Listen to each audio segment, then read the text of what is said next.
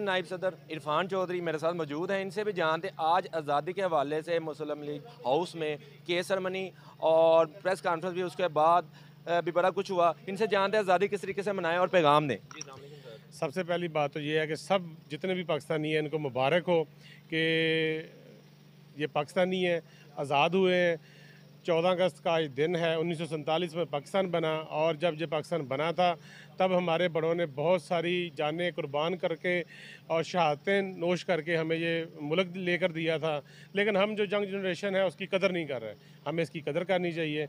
और जो आज यहाँ पे तकरीब हुई है, इस तकरीब के हवाले से मैं ये कहना चाहूँगा कि बहुत अच्छी तकरीब हुई है, अच्छी बातें हुई हैं, हुकूमती लेवल पर बातें हुई हैं। जो हुकूमत में हमारे वज़ीर साहब ने काम किए हैं, शाफे साहब ने, उसके बारे में बातें हुई और बहुत अच्छी बातें थी। और केक सेरेमनी की गई।